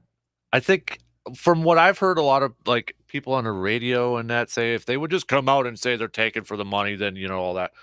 But why do they necessarily have to say that when we already know that? You know what I mean? Like, we already know that's what they're doing, right? Yeah, so does it make it better that they're just going to acknowledge it? That's what they're doing? Well, I'm deferring this because when I add the phrase nothing else is involved, obviously today at their tournament that starts out in Portland, they're going to be protesters. They're families of the 9/11 victims. And if these guys that are in this LIV say, we're just playing for the money, nothing else is important, I think they're up for a lot of criticism showing how shallow they are. Because if they're just playing for the money and nothing else matters, then these aren't the kind of guys that I want to be role models for my kids or anybody else, because they're showing that they're just in it for the money. Their one focus in life is to make money, play golf and make money. I don't want to do anything else. I don't want to acknowledge what's going on in the world, accept what's going on in the world, reject what's going on in the world, or anything else. So I'm deferring this. I think if they want to get by saying it's just about the money, nothing else is involved, I just think they're very shallow human beings. Mine was regarding Brooks Koepka, because he's over there now, but a lot of talk about him because, if you go back to the U.S. Open, he stated, 2 weeks at the U.S. Open, he stated discussed at LIV Golf, even being brought up as a question. And then he goes and now is with Live Golf over there. And his response was, my opinion changed. That was it. You guys will never believe me, but we didn't have the conversation till everything was done at the U.S. Open. Lie. And figured it out and just said I was going to go one way or another. I mean, come on, dude. I mean, it's you had. Is he like turning into my receiver defer is he returning into the more disliked golfer? Receive. Yeah. Receive. I think too that 3 or 4 years ago, boy, he was on the verge of being the next, well, there'll never be another Tiger, but the next big name on the tour. Phil out there, Rory hadn't been playing very well. Koepka was winning tournament. He won the U.S. Open back-to-back. He won 4 majors. He was on the verge of being really an icon in golf. Now I think he's an enigma. I really do. I just think these guys have not thought out the long-term consequences of what happens. And if this LIV, they got more money. They're not going to go broke. That's the thing. But I don't know why you'd want to go out there and watch these guys because, if you watch this tournament on Sunday, the Travelers, that was right to the end. This poor kid that double bogeyed the 18th, or he'd have won the tournament with a par, and then Xander Schauffele came in and won. That was some real gripping golf.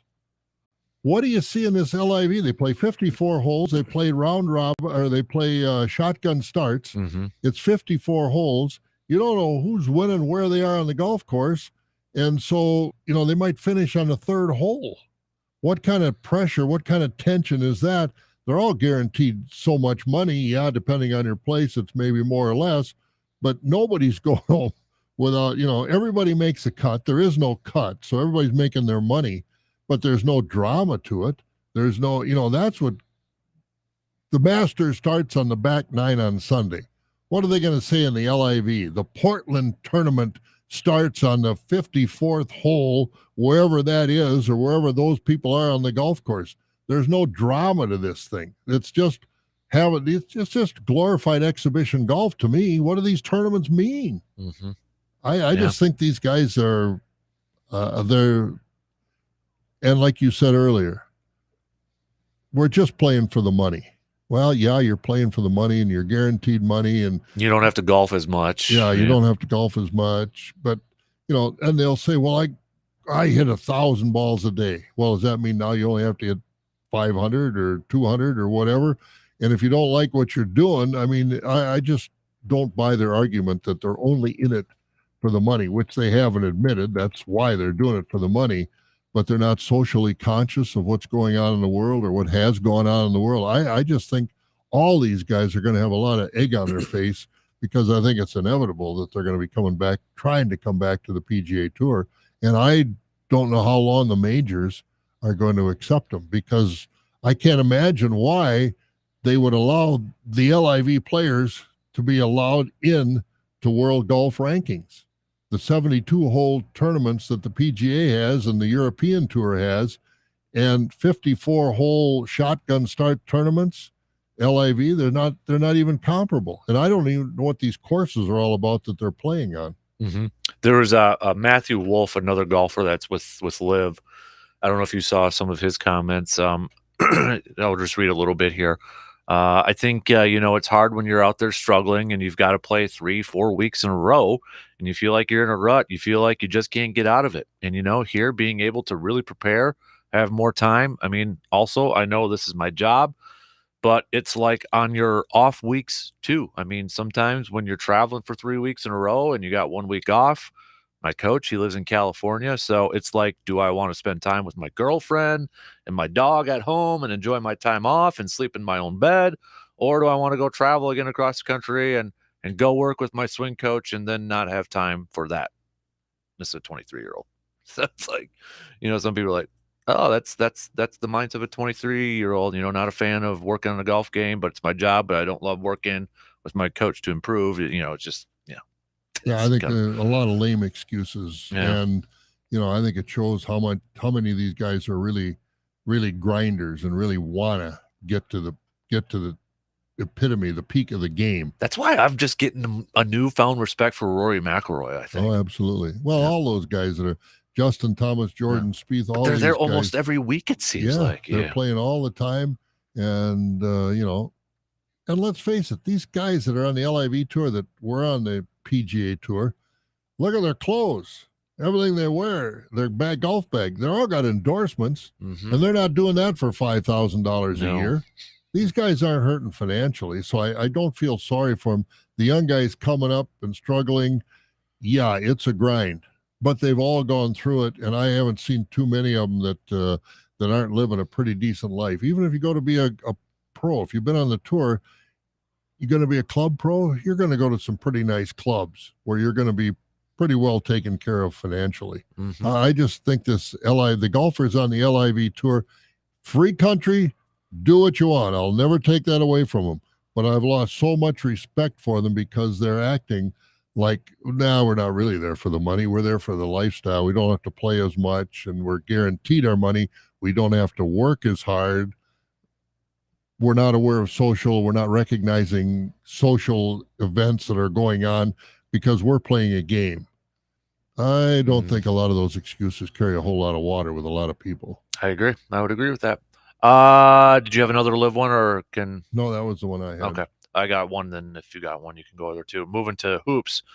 Bobby Portis opted out of his player option yesterday for the Bucks, making him a free agent. Free agency starts today. Receiver deferred. Bobby Portis will be back with the Bucks. I don't know. I think this opens the PJ Tucker market back up a little bit. So I'm going to say, I don't know. I hope one of them's with the Bucks next year, because I think you've got to have, and truth be told, I'd rather have PJ Tucker than Bobby Portis. You'd rather have PJ Tucker than Bobby Portis? I would. Ooh, really? Why is that? I think Bobby Portis played nice for him this year, but I think PJ Tucker gave him that edge a year ago that made the difference, and he did it with Miami. Just that Miami, got hurt. Hero was hurt at the end, didn't play much. I just think PJ Tucker gave him a little more, and maybe it's hard to quantitatively say what that was. Bobby Portis was more up and down. PJ Tucker was more level. You knew what you were going to get from him, and he gave you that effort and that attitude, I guess maybe is a better way to put it. So I given my choice, I'd take PJ Tucker, but that's just me. Interesting. Okay, I guess if I had to pick between the two, I'd probably go Portis a little bit more. Yeah. But I think, PJ Tucker, he's not going to show up in the stat sheets, but he's going to give you that. I mean, that's why he was on Kevin Durant in that playoff series when the Bucks were going up there. It's that defense. It's that dog mentality, as he always talked about. And Bobby Portis had, early in that Boston series, like in game 4 or 5, played very well. Got a lot of rebounds, played good defense. Game 6 and 7, where was he? Can't afford those kind of guys when you're playing championship basketball. What if you could get Portis and Tucker, but you had to move on from Brook Lopez? Well, I'd have to think about that for a while. Brook Lopez gives you some offense that those two guys won't give you consistently. Interior D for Brook Lopez, too. Yeah. So I don't know. Again, they got decisions to make, and I'll let them make them, and hopefully their decisions are right. I mean, I like all three of those guys, but in this day and age, you can't have all three. Receiver defer, shooting guard is the most important position the Bucks have to address. Consistency in a shooting guard, I will receive that 100%. Mm-hmm. I agree. Now, I'll take a page out of your book. Who that is off the top of my head, I don't, they're not going to get a Zach LaVine. Mm-hmm. They're not going to get the big names out there. No offense to Matthews, but I don't, I'd be fine. He's done. Yeah. I mean, his better days are behind him. If he does come back, I hope it's a bench role and not, 30 minutes a game. They need another shot creator. They need another shooter on the team. Getting Middleton back is going to help them. There's no question about that. And hopefully, the other kid from Duke. Grayson Allen. Hopefully he can come back and he can be healthy. I think he was kind of playing injured the last part of the season, but when the middle of the season, when he was healthy, he made a big difference in that team, and he can shoot the 3-pointer. So hopefully he comes back. Chris Middleton comes back. Maybe it'll go a long way to solving that 3-point shooter, because it's certainly not Giannis. No. He's going to try it, though, a few times. He's going to try it. I don't blame him for trying it. What the heck? But it's, you don't want to last 2 seconds of a game down 2, give the ball to Giannis beyond the arc. Mm-hmm. Did you have another receiver defer? No. Oh, okay. I thought you were looking down on there over there. So, okay, let's, because I just don't think the Bucks are probably going to make a move today. I mean, I know it opens, but I don't know. They're not going to make a big move. I think the biggest move that they'll make is if they trade Brook Lopez. I think so too. I don't know what other move you're going to make. I mean, you're pretty satisfied with the leaders of your team, and I think you got some bench players there that offer a lot. I don't see and I don't know how much money they could or would spend on some of these guys, but I think there's some interesting players that are going to be moving. Mm-hmm. I can't believe Harden didn't take $47 million from Philadelphia. What's the story? He's going to take less money so they can build in Philadelphia. Okay. Oh, he is. That's what they're saying. Well, you don't hear that very often. I know. I got mine. You figure out a way to get yours. So I know. I commend him for that. $47.5 million. Wow. Yeah, Russell Westbrook didn't turn that down. No. But that's what I was kind of reading about that last night, that they're kind of out there saying that they're so that way they can go out and get a wing player, to pair up with them. But I mean, it will be interesting, some of these moves, because I mean, if John Wall stays healthy and he does go to the Clippers, I mean, and it's a big if with a lot of those guys over there, if they stay healthy, that's an intriguing team with Kawhi, Paul George, and John Wall in the West. And who the heck knows what's going to go on with the Lakers? I don't know. Golden State's still there. Who knows what's going on with Phoenix and DeAndre Ayton, if he's going to stay there or not. But And I don't know if you had it on the air. I think I heard you guys talking the other day that the Lakers are given one of the better chances to be a champion. Lakers can't win the CYO league with this team they got now compared to the rest of the teams in the league. They got to make some big changes, and they don't have a lot of money. Well, I mean, they've got a lot of money, but how much do they want to spend? $47.5 million for Westbrook, and I don't know what LeBron makes, and I don't know what Davis makes, but how much is enough to try and chase that title? I just think the Lakers are upside down so many ways. Mm-hmm. Just the 5 teams with the most salary cap, but remember, it's a soft salary cap in the NBA. We could go down this rabbit hole if we wanted with the Larry Bird and all that stuff. I mean, it's all over. We'll just say it's a soft cap. Look at the Warriors. Bucks, even they'll pay a little bit in luxury tax and that, but Pistons have the most in 46. Spurs second most, 31. Pistons could have 146 and it'd never be any good. My former team, the Orlando Magic, third with 27 million. Pacers 21 million, and then the Knicks at 18 million. So, and you talk about those numbers. That's one player. Yeah. That's one player. I mean, Westbrook's 7, and how much? $27 million. What's that? Yeah. I mean, what Brinson from Chicago, or what's his name? The Mavericks kid that's gonna maybe go to the Knicks. Yeah. Yeah. I mean, there's just so many. $27 million a year is chump change. Mm-hmm. I'll do this since I mentioned Orlando. Shaq says he wants to buy the Orlando Magic and fix them. And he said him and Dennis Scott, they're ready. They're ready to buy the Orlando Magic. He's got enough money to do it. And he said if they want to sell, they're ready to go. Receiver to first, Shaq could turn around the Orlando Magic franchise as an owner. Oh, boy. It would be interesting to see, and I would hope he could, because let's add Penny, Nick Anderson, Horace Grant, the 90s Magic in a group and have them run that team. Well, they came close, but I mean, he's fun to have in the game. There's no question about it. As far as his expertise, I mean, I don't know if he'd be involved like Michael. Yeah, well, I was going to say Michael Jordan, the GOAT, that was on the floor. Off the floor, it hasn't been the same story. And I wonder if he would learn from Michael, be like, okay, I'm just going to let other people do that, but he, how involved would he be? It would be the main question. Yeah. Receiver to first, Jerry West is the former player who's had the most success as far as management of a team and player personnel development versus, so many other ones that have left. I think he's been the best. He probably has been the best. 2 names I might put up there in contention. I guess you could maybe put Pat Riley, since he was a former player. No question. Larry Bird just didn't do it long enough, but he did a good job. Yeah. With the Pacers. And Jerry West was more, Jerry West is West. You're going to know him, recognize him. But he's really seemed to me over the years to focus on more player development. The Kobe Bryant trade on draft day is the most infamous one. But other things, and he went to the Clippers and helped the Clippers Memphis get better in Memphis, and he helped all those teams behind the scenes. He's never been the out front guy, so to speak, for these franchises like Pat Riley has been. And Pat Riley obviously knows what he's doing too, as far as personnel and building a team. So, Pat Riley's there. But I think Jerry West is probably recognized as, from player personnel, player development, player skill recognition, I think he's the best. I mean, you bring in LeBron James, I could have done that. Yeah.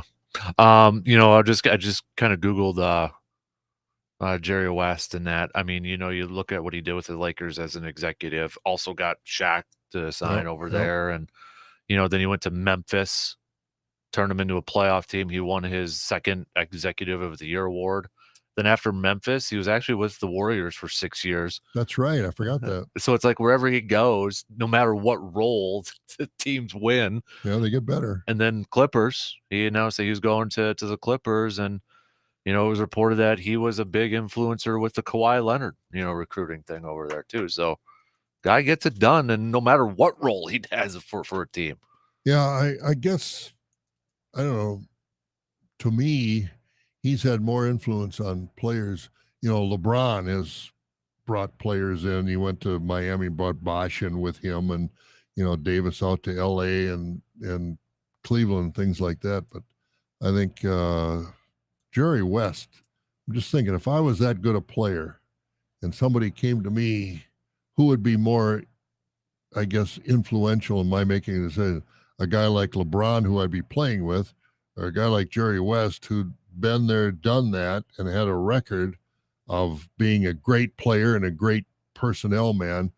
I mean, I think that speaks more about Jerry West that he's able to get those players to come. And, it's like, oh, I get to be on the court with LeBron and play and all that. Mm-hmm. But like what you were saying, it's like he's a good salesman, at least. Oh, yeah. Receiver to fur, LeBron's influence has dwindled markedly as far as getting players to come play with him. I think especially for some of the younger ones. Yeah. Because he doesn't like younger players. Mm-hmm. He's not going to ask a younger player to come over. And I think, he's probably going to have a pretty good year this year because he didn't go into the playoffs. He's been off for a long time. So his body's got to be pretty well rested, and I'm sure he's working out as he always does. So I think he's going to have a pretty good year this year. But is it going to be good enough to take the Lakers to the championship? I think it'd be, with what we're looking at now, if he can get them into the playoffs, I think that would be a big story. Mm-hmm. All right, we got to take a quick break here, so we'll do that. We'll get back to some more baseball talk and that good stuff. Give you an update on some of the comments on our poll question. See where we're at there. We got a few more to catch up on. We'll be back in just a couple minutes.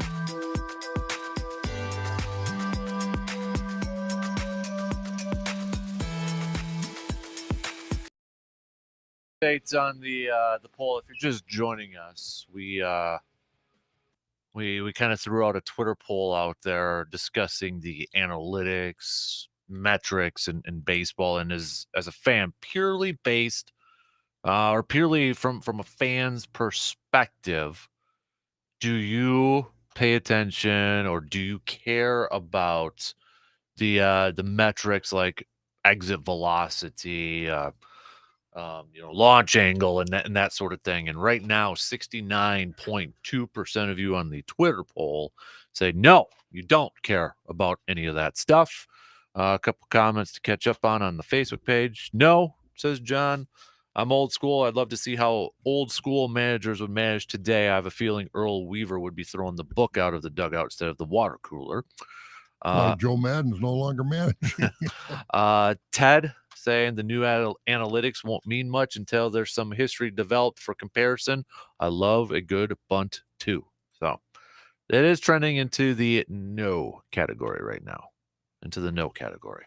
And I guess I would expect that, Mhm. and there's always those that like the numbers. They live their life with numbers and metrics, and that's fine. But for the average fan, probably not. Yeah, but hey, keep your thoughts coming. Maybe if you are a fan of that, let us know. Hit us up with some text, Facebook tweets, or put it up on the video stream. Brewers will be back at it starting a 4-game series tonight against the Pittsburgh Pirates Pittsburgh, isn't it? in Pittsburgh. Then they'll be back home at AmFam Field for their series against the Cubs, which starts on July 4th, and then Pittsburgh comes on over here too. But looking at this series on the mound tonight, crew, we're going to get Hauser, who's 4-8 with a 4.50 ERA. Corbin Burns is scheduled to start the game on Friday. Then we got a couple of TBDs to be determined after that. So what did we hear after Woodruff's start, which was very good? I think he struck. What was the report as far as full stature coming out of that game? all good. Good. All good. Didn't look like no walks either. Guy who hadn't pitched in a month in a major league level. Couldn't tell from that outing. Maybe I'll a little. tell you, if he can come back and, because the first part of the season wasn't great for him, but this was really, really a good start for him. And Burns is, picking it up a little bit. He's been good all season, but he's had a couple of shaky starts during that little rough streak they went through. Those two guys can get back to where they were last year, two of the top 5 starters in all of baseball, not just the major leagues, I think. And that's going to be tough for them to have a problem because you're not going to have a losing streak with 2 pitchers like that.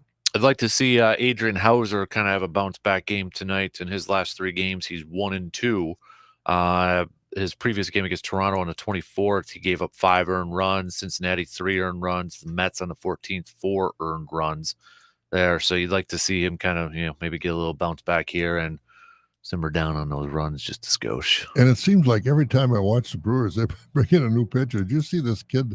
I think his name was Kelly, right-handed sidearm slinger, whatever it was. Watching him the other day, and he had a nice outing. And I've never seen him before. Didn't know where he came from. Still don't know where he came from, but he was fun to watch.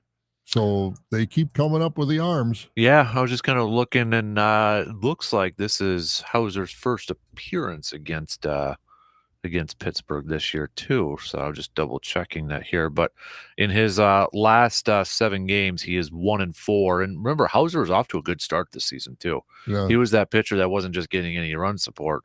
But in his last 7 games, he's 1-4 with a 5.73 ERA. In those, and giving up 24 earned runs and 45 hits in those last 7 games, issuing 13 walks and just 26 strikeouts. So. Yeah, he's got to get better. Hopefully he's got to get better. Get a little bounce back from him. But on the other side of the mound, going up against or the Brewers offense going up against JT Brubaker, who is 1-7 with a 4.14 ERA. However, in his last couple outings here, I mean, not bad. I mean, you kind of looking at it, his last 3 games, he's 1-1. He last went up against Tampa Bay on the 25th. He went 6 innings, gave up 3 earned runs.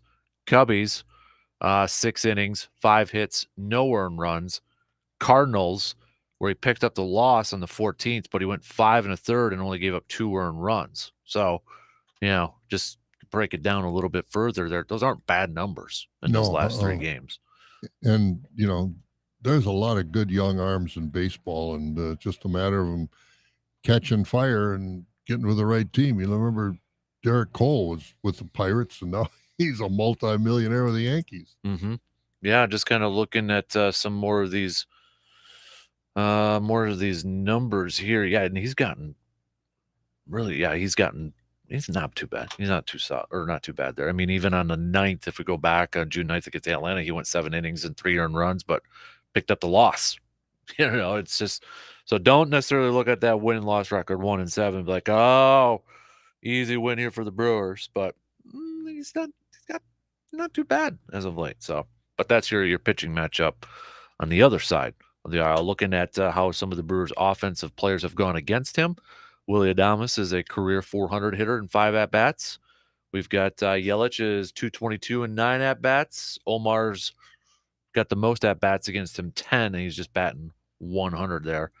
Victor, though, the backup catcher, 9 at-bats, he's 444. So I don't know if that'll mean anything with the lineup tonight, but you never know. Yeah, you don't know who's because Council looks at the numbers, so that could have an effect on who he starts as a catcher. Brian Reynolds, the guy that might be traded, is actually a 267 hitter and 15 at-bats against Adrian Hauser. He's got the most at-bats on that Pirates lineup against Adrian Hauser. So, but I think I'll go 3 out of 4 Brewers win. That wouldn't be a bad deal. Maybe this is a time for them to get on a winning streak. The hitting seems to be coming together. Yelich is providing some impetus for the offense. Woodruff, great start for him coming back from the injured list. Burns is solid. Hopefully we can get Hauser to step it up tonight and move on to like you said, what, about 8 or 10 games against some under 500 teams now. 4 Pittsburgh, 3 Cubbies, 3 against the Pirates again. So hopefully they can win 8 out of 10 or maybe more. Then they got the Twinnies there for 2 games, but you look at that Twinnies bullpen, they kind of struggling over there a little bit there too. So yesterday they were had 6-3 in the 9th or 10th and lost 7-6. Mm-hmm. So I mean that if I'm the Twins, I'm probably scouring the relief pitching markets right now and a little pitching help. Yeah, I'm sure they're looking for it. Everybody's looking for bullpen help. Yeah, any team that's within a sniff of the playoffs, you can bet they're going to try and do something to make sure that they get in. Yeah, bullpen arms will be, like every year, kind of the premium. Everybody's looking for bullpen arms. They are bullpen arms and big bats, and I don't know which is hardest to find. I think it's bullpen arms just to find that. You've got some good ones, but I mean, it's and the prices are so high. Yeah, exactly. I don't know what you give up for the end of somebody's contract for part of a year. Give up promise a young player. I go back to Lorenzo Cain. Although the Brewers didn't get robbed by Kansas City, they got some pretty good pitching out of that. But Lorenzo Cain went to Kansas City, and he was definitely the straw that stirred that championship. Mm-hmm. Oh, yeah. So somebody bugging you in there? Yeah, well, we're getting ready to go for the weekend. Oh. 4th of July weekend. Oh, you need to cut out of here early? No, I'll be here tomorrow. I'll even be here tomorrow. You know what? Might be like last Friday where it was just me and you. Yeah. In the morning for a while. You're going to be in tomorrow morning too? Of course. Attaboy. Why wouldn't I? Well, I see a sign on the doors that we're closed on Friday and Monday. Oh, really? Oh, yeah. Okay. I didn't know that. I didn't know it either. I didn't know that. I don't know either. Friday's a work day, isn't it? Yeah, they didn't tell us. Monday's a holiday, so I don't know. But anyway, bonus day or something. But no, I'll be here. Oh, good. Yeah. Good. For the I'll people. Be here too, for the people. There you are.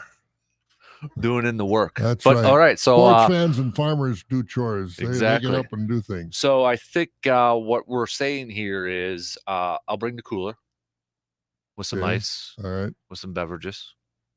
We got a grill downstairs from G-Man. Yep. Maybe we'll fire up a little breakfast something. That wouldn't be a bad idea. Nobody's here to tell us no. Nope, I guess not. So I don't know how we'd listen anyway. I don't think we'd listen very close anyway. probably not. We kind of out of the box, do our own thing type of thing. But Well, tomorrow could get interesting now. So really interesting. We got a dump button or anything. So but hopefully everybody has a good weekend. It's going to be pretty nice weather, and get out and enjoy it, whether you're on the boat or camping or whatever you're doing, riding four-wheelers, riding motorcycles and things like that. Just enjoy it. yeah, I'm hoping to do a little fishing. I want to get in the water and do some fishing. Do Good more for you. fishing. Good for you. So hopefully be able to do that. Little guy like to fish? He does, but interest gets out if he doesn't catch a fish right away. Mine too. Yeah. That's not a factor of age. No. That's a factor of a whole bunch of other things. So I got to find that spot where as soon as he casts it, he's going to get some nibbles right away. Got to find that go-to spot for him Well, I to hope keep you that do. interest. But I hope you do. yeah, he's all about it. He just, we got to get him a new pole. He's still on that. Had it for a couple years. yeah, He yeah. needs a little bit bigger one now too. So maybe I'll spoil him next week and get him. Good idea. His birthday's coming up. Well, it was last week, Oh, well, last Saturday or Sunday. there you go. So, all right, we'll take our final break here and then kind of cover the bases. Take a look at some stuff that we want to revisit or want to hit up again. We'll do that after these quick words.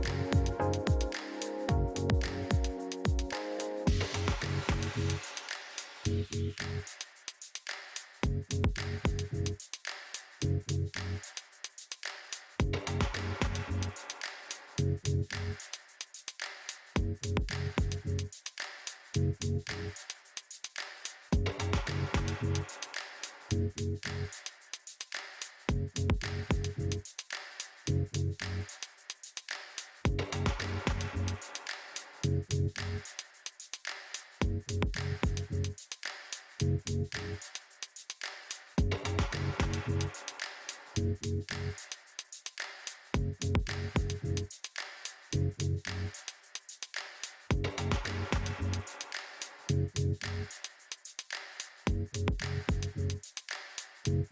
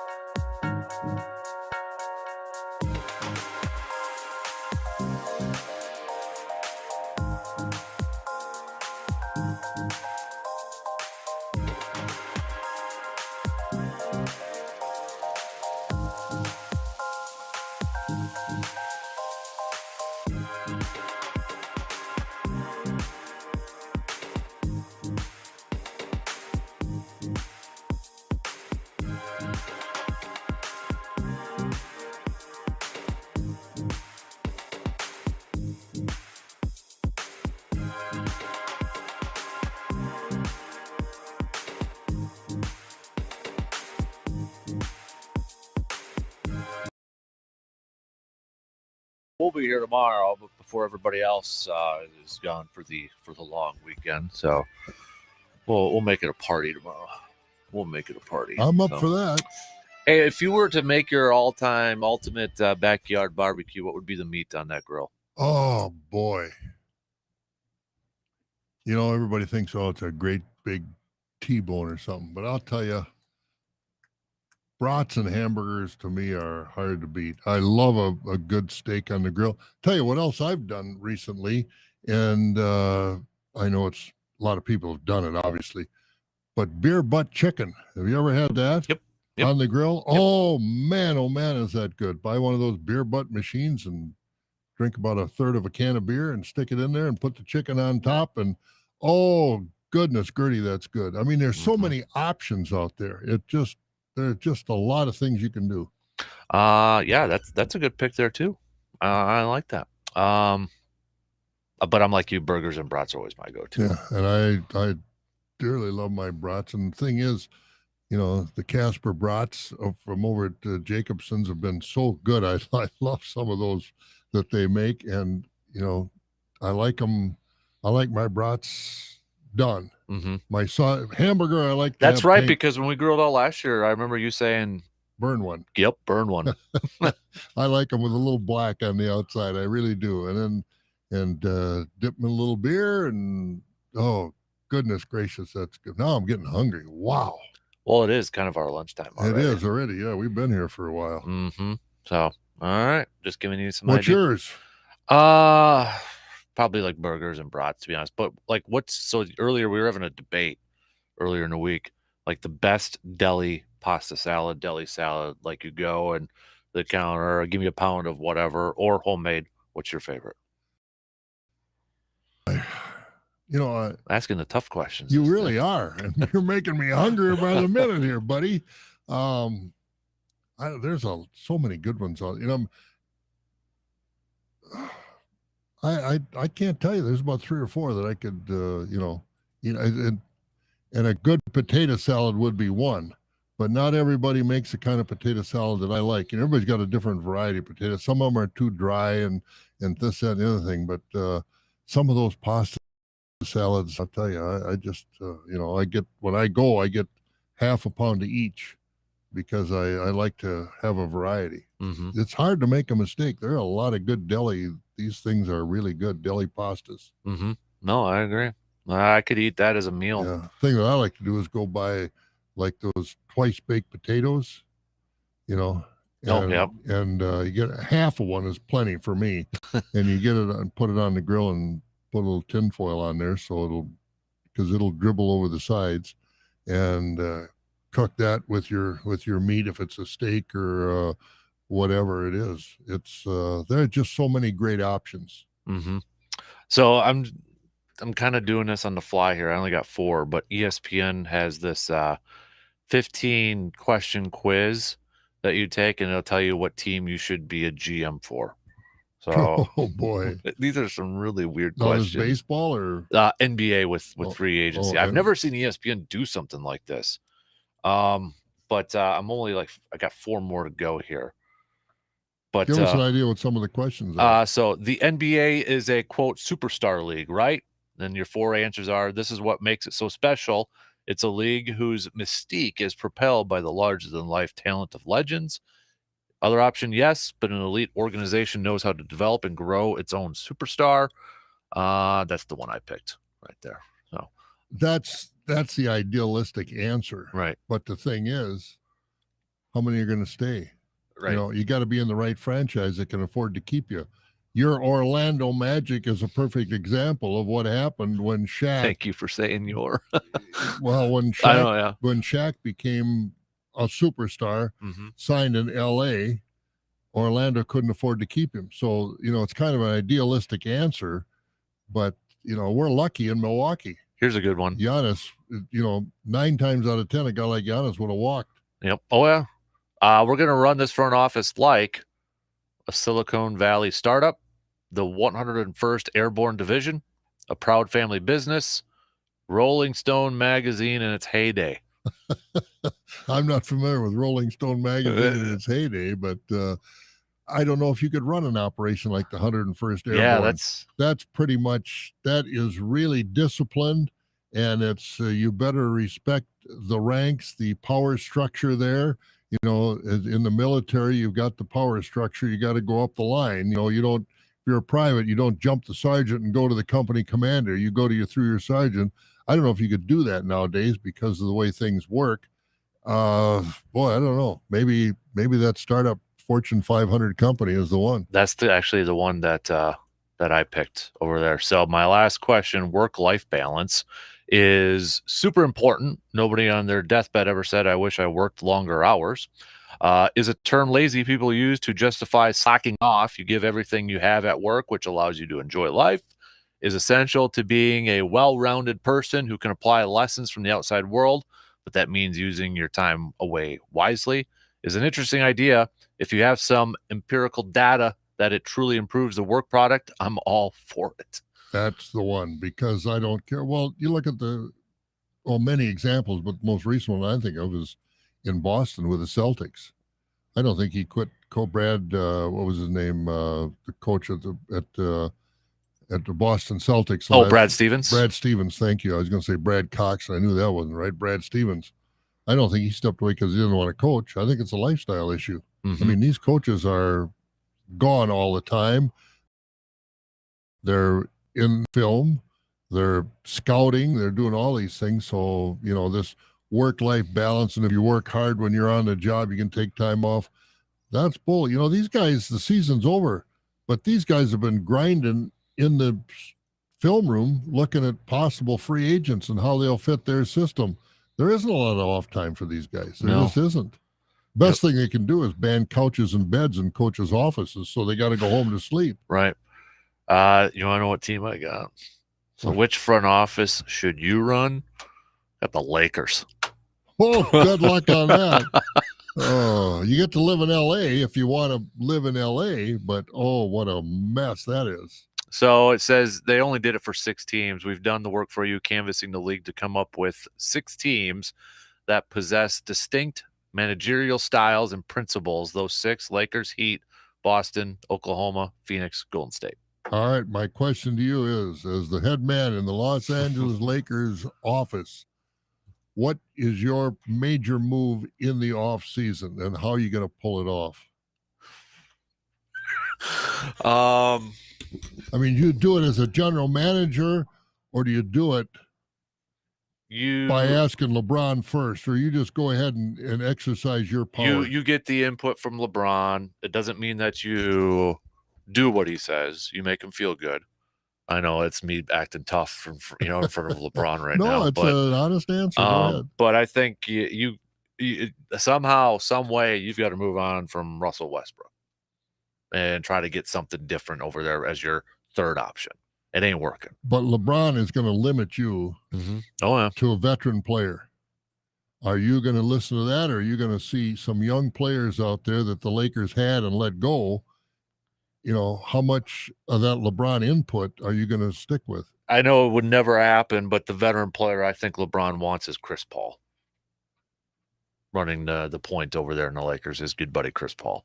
It would never happen because it's Phoenix conference and trade and all that. You just can't bring Chris Paul in with Russell Westbrook. No, that's what they wouldn't make that trade. No. Phoenix would never make that. No. They would never do that. No. But yeah, I don't know. People say, "Oh, it's easy being GM with LeBron," but really, is it? Yeah, he's got great talent, but you got to look at the other stuff on that. Yeah, I guess I wouldn't want to be anywhere near that. Frank Vogel, they fired as the coach. I don't think he did a bad job. He sat down Russell Westbrook because Russell Westbrook didn't deserve to play. He took criticism from LeBron and others, but the guy couldn't hit a bull from 2 feet with a spade. He couldn't hit him in the rear end. He just couldn't do it. He wasn't an asset at the last half of the year, and he got he suffered the wrath of LeBron, I'm sure. He's got to change his style of game up a little bit. I mean, I think he's still stuck in the Oklahoma City days of just chucking them up all the time. Yeah, I think so. I just have this image of him, running up and down. He's a great transition player, but then chucking up the jump shots. Well, when he's the only guy that has to handle the ball, like when he was in Oklahoma City and he could get all these triple doubles, it was pretty darn easy for him. Now you got LeBron, and when AD is playing and he's healthy, you don't have that luxury. And so and now we're finding out that without that luxury, he can't shoot a lick. Right. So he's expendable, but not at that money. Yep. Good luck, by the way, as the general manager of the Lakers. Well, thank you. I appreciate that. Send us a free ticket or two when you get to Minneapolis or Milwaukee. You got it. All right. Be in the nosebleeds. Courtside. No, I want courtside. Hey, I'll see you tomorrow for the party. He'll just be me and you. We'll be here. Those are the best two-man parties are good ones. You're listening to the Dan Patrick Show on WAYY Eau Claire, W286CK Eau Claire.